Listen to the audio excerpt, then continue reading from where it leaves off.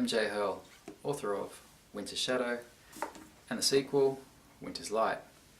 I've written a new novella called Claudette in the Shadows that is coming out as an ebook from Momentum Publishing very soon. I thought it might be fun to read a few chapters of the book, give you guys a taste of the story.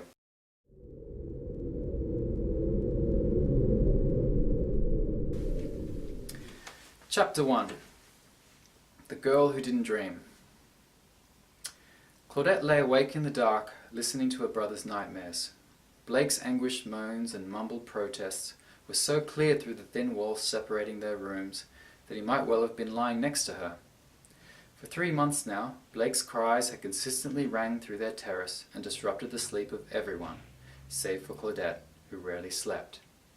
What horrors chased him in his sleep, and why did they return night after night? While listening, she tried to imagine something terrible and frightening, something that might make her cry out in her sleep, but couldn't. She and Blake were twins, yet shared little except for the same green eyes. Blake had nightmares. Claudette couldn't remember the last time she'd dreamt.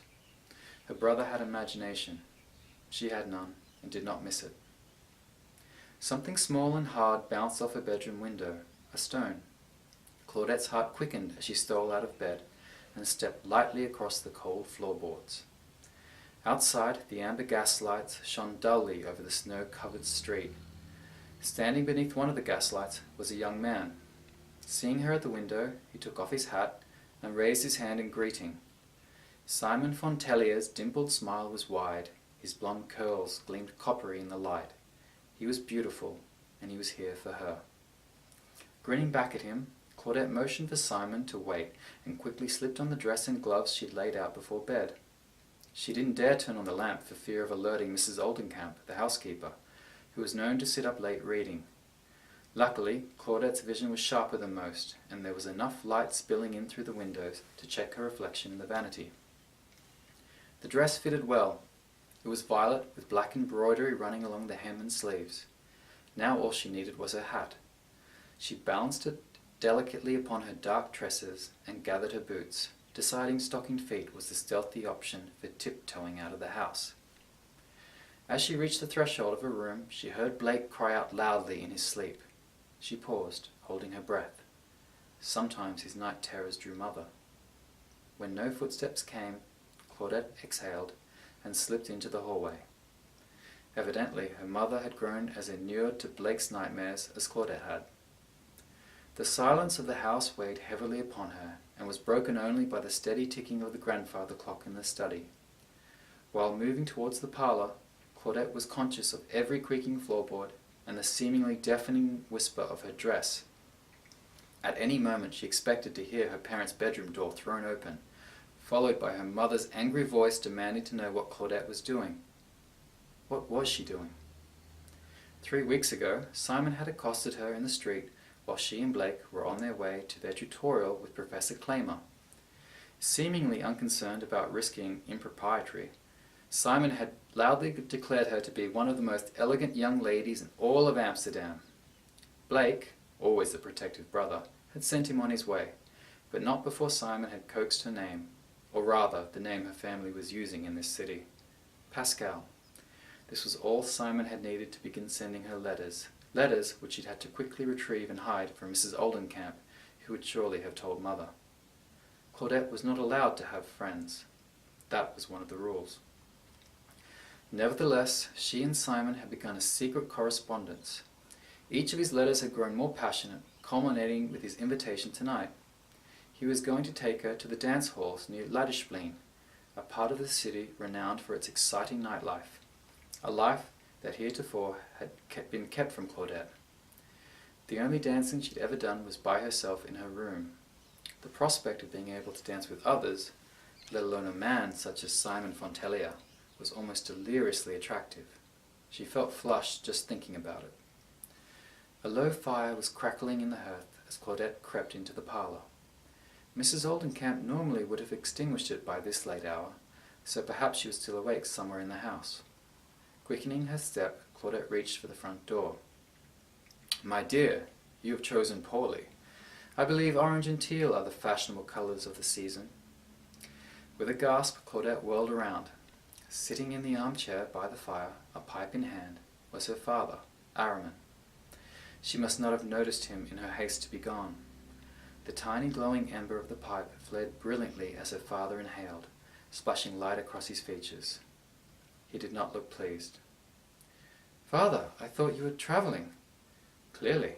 I cannot imagine you would have disregarded my authority otherwise."